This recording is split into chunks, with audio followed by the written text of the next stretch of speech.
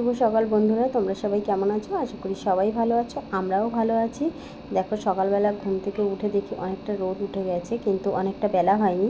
কিন্তু এখন সকালবেলা না 5টা-6টার সময় মনে হয় যেন প্রচুর রোদ উঠে যায়। আর আমরা সবাই ঘুম থেকে একটু আগেই উঠে পড়েছিলাম। সোনা বাবা ঘুমাচ্ছিল, যে কারণে ওর তো সারা সপ্তাহে তো সকালবেলা তাড়াতাড়ি করে উঠতে হয়, 6টা সাড়ে 6টার মধ্যে ঘুম থেকে উঠতে হয়, সব রেডি হতে হয়। 7:30টার মধ্যে ওর ক্লাস থাকে, সেই কারণে স্কুল থাকে, সেই কারণে একটু সকালবেলা উঠে আজকে আমরা উঠে যাবার পরেও ওকে ডাকিনি। ও বেশিরভাগটা উঠে যায় আমাদের সাথে সাথেই।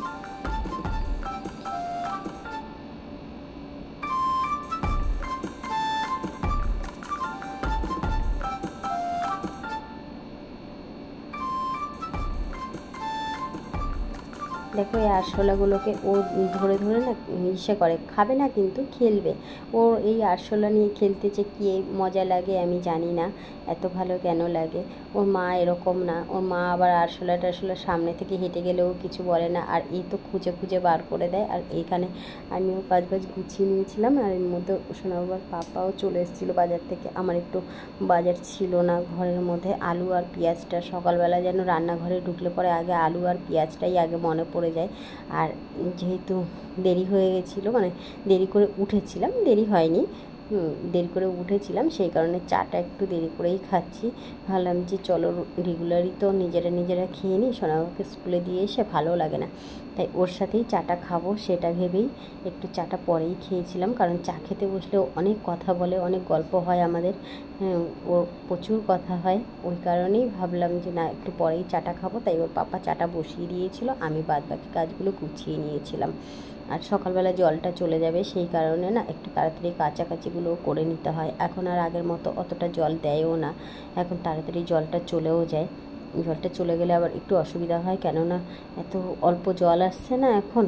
ওই কি হয়েছে কে জানি না, আগে তো নাকি 2টো পাম্প চালাতো, এখন নাকি একটা করে পাম্প চালায় শুনেছি, ঠিক আমি জানি না, সেই কারণেই জলটা ইসে হয় না।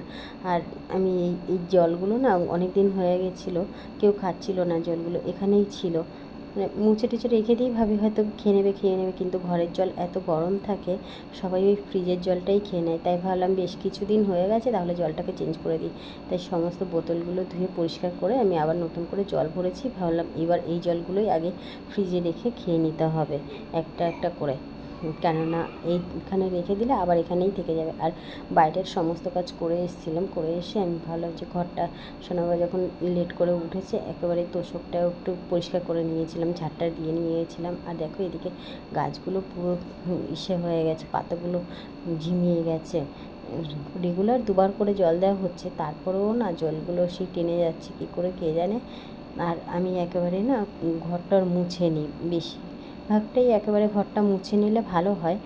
কারণ রান্নাঘরে যদি একবার তুমি ঢুকে পড়ো দেখবে আর সেই রান্নাঘর থেকে আর সেই ঘর মুছতে আসা, এই করা সেই করা, সেগুলো আর খুব একটা আমার পক্ষে সম্ভব হয় না। যে আমি রান্না বসিয়ে দিয়ে এই কাজটা করি ওই কাজটা করি, তখন রান্নাঘরেরই কাজ থাকে, বাসন মাজা থাকে, আর একদিকে সবজিগুলো কেটে নেওয়া থাকে। আর আগের দিন যদি সবজি কেটে বা বাজার টাজারগুলো ঠিকঠাক করে থাকে তাহলে অসুবিধা হয় না, কিন্তু আমাদের বাজার করার ঠিক একটা সারা সপ্তাহ সময় হয়ও না, ওই রোববার দিন যায় একটু সময় হয়। আর আজকে একটু টিফিনের ঝামেলাটা ছিল না, সকালবেলাটা একটু রুটি করেছিলাম আর ওটসের স্মুদি করেছিলাম, আর ওটসটা আমি একটু ভেজেই নিই স্মুদি করার সময়।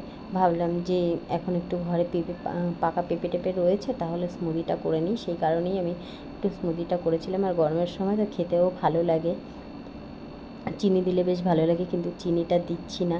চিনিটা আমরা খাই, কিন্তু ও তো বাচ্চা, ওকে খুব একটা চিনি দিই না, এমনিতেই মিষ্টি খাওয়াটা বেশি হয়ে যায়। আর এখানে আমি 3টে করেই রুটি করি, 2টো পাপা নিয়ে যায় আর একটা রুটি আমি মিনিদেরকে দিই, কেননা মিনিরা রুটিটা পছন্দ করে খেতে। আর সকালবেলা তো খুব একটা ভাত খায়ও না, মাছ ফাছ ছাড়া মিনিরা ভাত খায় না। আর মাছের কাটা দিয়ে দিই, একদম সকালে ঘুম থেকে উঠেই খায়।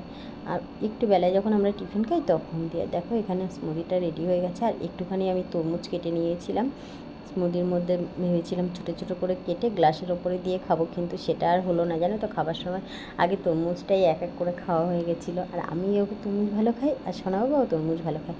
এখানে আমের ডাল করেছি আজকে, রেগুলারই আমি তেঁতুল দিয়ে ডালটা করি, মানে টক ডালটাই করার চেষ্টা করি, রেগুলার চেষ্টা করি না, করি। আর আজকে একটু আম ছিল, তাই আমটা দিয়েই করে নিয়েছিলাম। আর ওর পাপা তো টিফিন নিয়ে গুছিয়ে নিয়ে বেরিয়ে চলে গেছে। আর আমি এদিকে দেখো ভাতটা বসিয়েছিলাম। আর আজকে তো সেই সবজি টবজি আনার পরে সবজিটা কাটতে গেছিলাম। এখানে আমি তরমুজগুলোকে কেটে নিয়েছিলাম, আর ওই যে টিফিনটা নিয়ে গেছিলো সেই টিফিনের জন্য সবজিটা বানিয়ে দিয়ে দিয়েছিলাম। আদার্স যে সবজি এখন আমি বানাবো সেই সবজিগুলোকে কাটা হয়নি, সেই কারণে এখন কেটেও নিয়েছিলাম। কেটে নিয়ে তারপরে দুপাশে দেখো দুটো কড়াই বসিয়েছিলাম। এ পাশটায় পটলটা ভেজে নিয়েছিলাম, আলু পটলটা, আর এ পাশটায় মশলাটা কষতে দিয়েছিলাম। ওইটাই আবার এর মধ্যে দিয়ে মাছটাকে ভেজে নিয়েছিলাম। মাছটাকে ভেজে তারপরে আবার ঝোলের ওপরে মাছটাকে দিয়ে দিয়েছিলাম। মানে যত পারা যায়, মানে কীভাবে যে তাড়াতাড়ি করবো, আর দেখো কিছুই না, ওই তরকারির ঝোলটাই আমার গায়ের মধ্যে ফুটে গেল।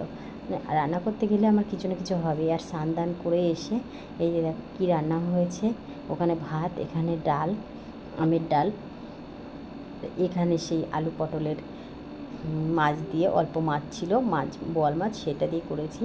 তারপরে আমরা খাওয়া দাওয়া করে নিলাম দুজনে মিলে, আমি আর সোনা বাবা। আর জামা কাপড় তো মেলেই দিয়েছিলাম, তারপরেই খেতে এসেছিলাম, কারণ না এত গরম লাগে না। খাবার সময় এসিটা একটু চালিয়ে নিই, তারপরে আর বেরিয়ে আমি সেই করতে পারি না। আর বিকালবেলা আবার রেডি হয়ে গেছিলাম আমরা দুজনে, আমি আর সোনা বাবা, ও ক্লাসে যাওয়ার জন্য।